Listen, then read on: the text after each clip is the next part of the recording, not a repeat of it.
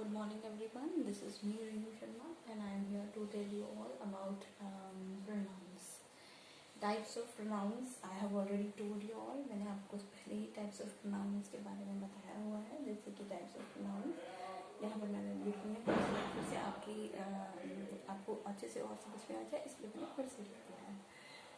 First is personal pronoun, then है reflexive pronoun, then there is emphatic pronoun, then have possessive pronoun, then indefinite pronouns, then distributive pronoun, and then there is interrogative pronoun. Then there is demonstrative pronoun, relative pronouns, and reciprocal pronouns. इनमें से मैंने चार pronouns आपको मैंने पहले ही आपको करा चुका है, जैसे personal pronoun, reflexive, emphatic और possessive. ये मैंने आपको एक चार्ट बना करके सिखाया था, उसमें आपको समझाया था. आज मैं indefinite pronoun से शुरू करूँगी. Indefinite pronoun, as its name is telling us that indefinite, यानी कि ये pronoun जो होते हैं इसमें जो वो लाइक मोस्टली हम लोग pronoun as a subject use करते हैं, ठीक है. pronoun और noun we use as a subject. So if pronoun is not specified that they are these many, like हमें पता नहीं होता है कि इतने pronoun हैं, like इतने लोग हैं उस काम को, किसी पर्टिकुलर का काम को करने वाले इतने लोग, कितने लोग हैं हमें नहीं पता.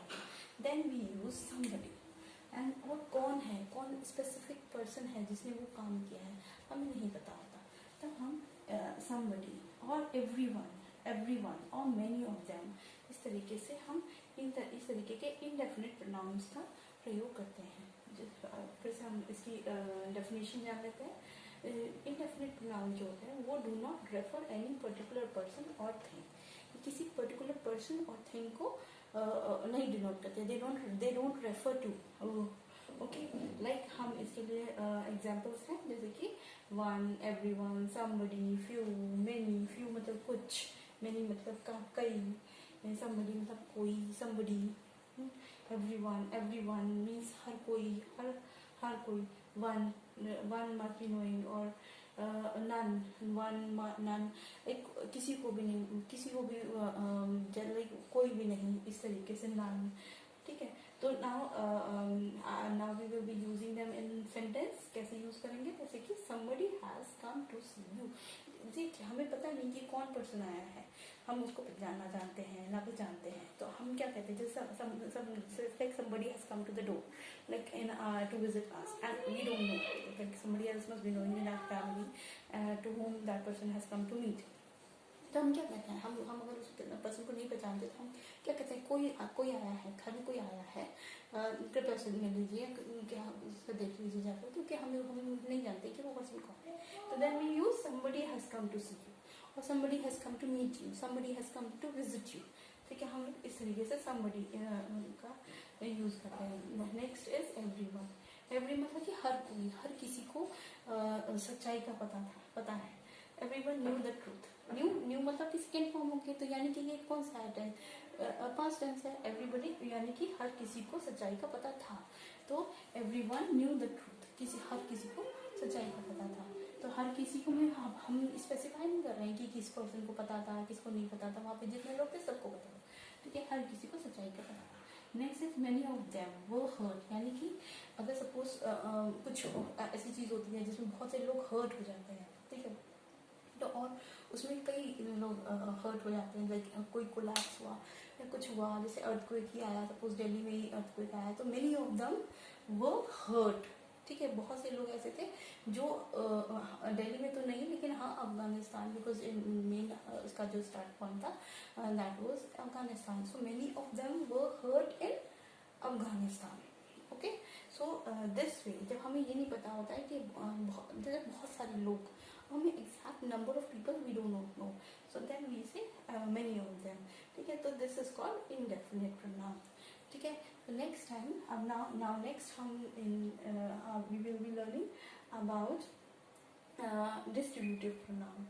Okay, yes. अब हम इसके बाद फिर अभी हमने इंडेफिनिट प्रोनाउन पढ़ा, हम डिस्ट्रीब्यूटिव प्रोनाउन पढ़ेंगे। Distributive pronoun shows what is the, हम यहाँ पे कौन से प्रोनाउन का यूज करते हैं? Note every one of a number of persons और थिंग्स टेकन सिंगली। यहाँ पे जितने भी नंबर ऑफ पर्सन्स होते हैं, नंबर ऑफ मतलब सब्जेक्ट्स होते हैं, उनको सिंगल के जैसे लिया जाता है, दे आर टेकन सिंगली, ठीक है। लाइक हम एग्जाम्पल में कैसे यूज करेंगे, लाइक इसके लिए हम कौन से वर्ड्स यूज करते हैं? इसके लिए हम यूज करते हैं ईच, ईदर, नीदर।